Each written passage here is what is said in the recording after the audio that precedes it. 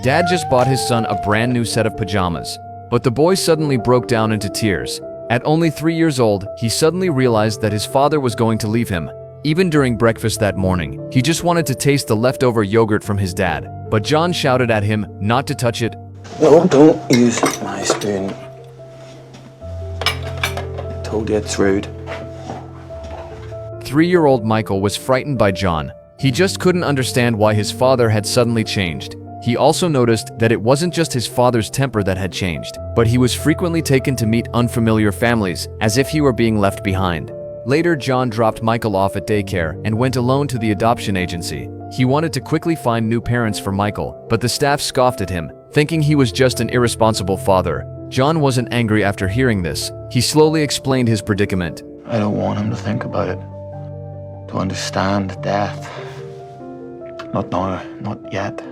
It turned out he had been diagnosed with a terminal illness, and he only had 3 months left to live. Michael's mother had long abandoned them and had been completely out of contact.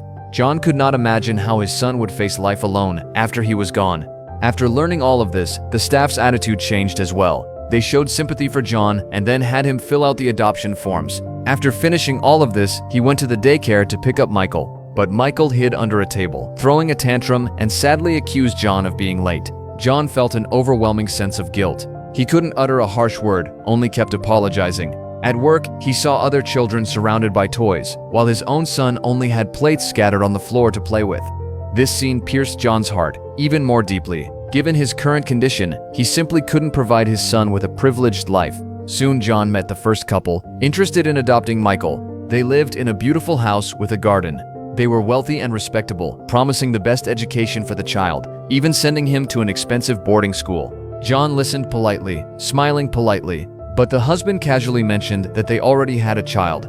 This made John instantly give up on this adoption. He realized that if he gave Michael to this family, Michael could be treated unfairly if conflict arose between the two children. Though John was repeatedly tormented by illness, he still, as always, read fairy tales with his son on quiet nights and played with him under the bright sunshine, running and playing in the park.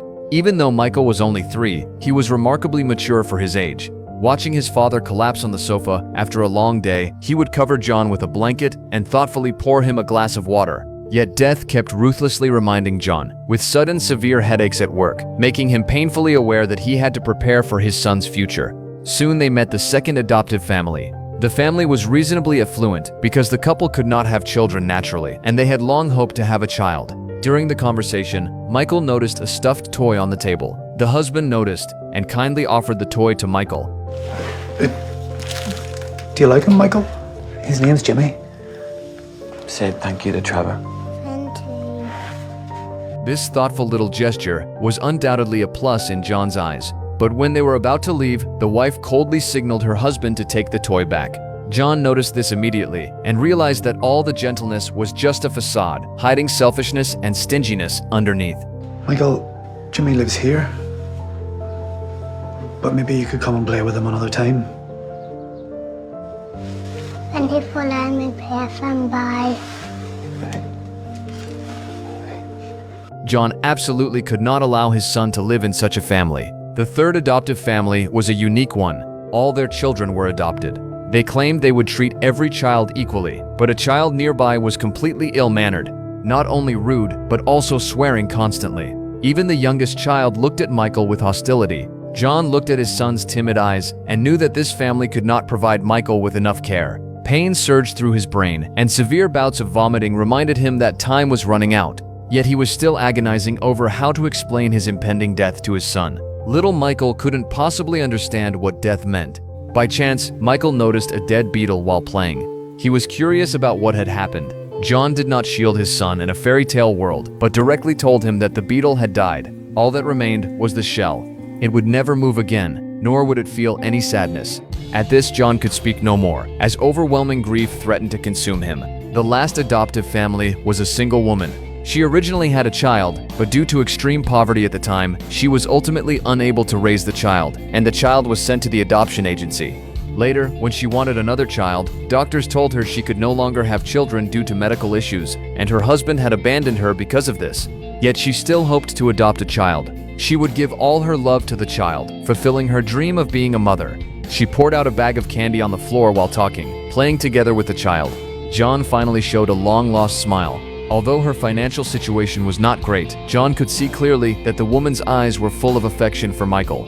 As long as Michael could be happy, no amount of money could compare. Finally, John sold his car and took Michael to his favorite amusement park. He wanted to condense a lifetime of happiness into this single short day. Perhaps this was also their happiest day. This was the last beautiful dream John wove for his son. After arranging for his affairs, John took his son to the woman's home. This time, his son did not respond politely, but slowly lifted his head to look at John. In his mind, the words his father had spoken that night appeared. John transformed himself into the story of the beetle. Soon, one day, Dad would leave his own body. But I will become the air, the rain, become the sweet scent of grapes, quietly watching over every day by your side. Even though you cannot hear me speak, I can always hear your heart, because I have always been by your side. With his short life, he taught his son what love is, what courage is, and what it means to feel truly cherished. This love would continue to live on in Michael's heart, like light illuminating every day of his future.